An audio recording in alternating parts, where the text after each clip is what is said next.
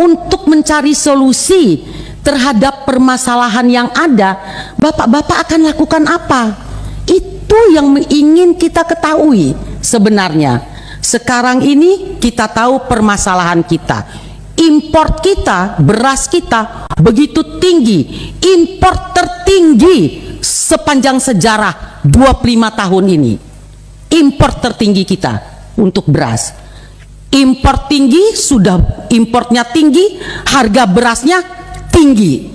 Harusnya import itu kita lakukan untuk mampu melakukan stabilisasi harga beras di tengah-tengah masyarakat. Harga beras tetap tinggi, beras tetap langka, berarti masih ada masalah di tengah-tengah masyarakat kita. Ini yang saya ingin dengar dari bapak-bapak, bukan pembelaan diri yang ingin saya dengar di presentasi bapak-bapak pada hari ini. Sekarang salah siapa? Salah petani, salah produsen, salah pemerintah, salah pedagang. Siapa yang salah terhadap permasalahan yang kita hadapi di sini? Jangan kita saling salah-salahan. Pak Mendak tadi mengatakan salah El Nino. Ya enggak. Kalau salah El Nino, kenapa harga beras di Singapura dan Malaysia stabil? Kita jangan dibodoh-bodohi semuanya dengan alasan El Nino. Kenapa bisa stabil di negara lain? Kenapa carut marut harga itu cuman ada di negara kita gitu? Ya kan? Ini juga makanya kita jangan seperti pemadam kebakaran.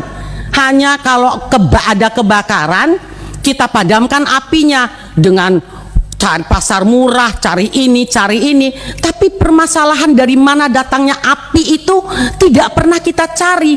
Ya akan berulang-ulang terus, Pak. Apa nih yang bisa kita lakukan sehingga permasalahan ini tidak terjadi? Nah, sekarang sudah tahu beras ini kita langka, produksi kita kurang. Dirut Pupuk baru mengumumkan lagi bahwa harga pupuk ke depan ini akan naik karena apa? Gas yang juga akan naik. Nah, ini kan jadi hal-hal yang announcement yang meresahkan di kalangan petani kita. Justru dia berharap ke depan dengan ketahanan pangan, kemudahan-kemudahan bagi petani, diberi gambaran akan naiknya harga pupuk ke depan. Nah, ini saya rasa pemerintah harus duduk semuanya bersama dengan stakeholder terkait bagaimana ke depan ini. Jadi jangan presiden kita teriak-teriak terus masalah ketahanan pangan, kedaulatan pangan, tapi apa yang terjadi itu bukannya semakin membaik, semakin memburuk. Import beras tadi disampaikan Pak Mendak 3,5 juta ton. Saya juga ingin tahu kemana sih distribusi 3,5 juta ton import terbesar sepanjang sejarah ini. Oke lah, tentunya untuk program-program pemerintah, stabilisasi harga, KPM, oke. Tapi kita pengen jelas pendistribusiannya itu sebenarnya berapa ke ini, berapa ke ini, berapa ke ini. Kenapa terjadi hal-hal yang terjadi sekarang ini? Miris, Pak, ngelihat di media sosial rakyat kita antri begitu panjang, Pak, untuk beras.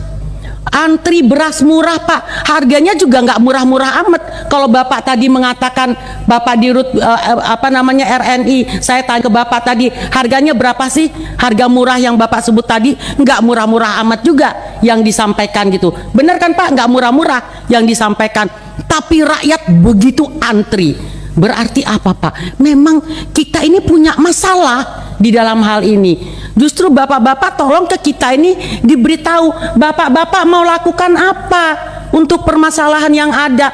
Nggak cukup hanya buat pasar murah, nggak cukup Bulog hanya mengatakan tadi yang dipresentasikan.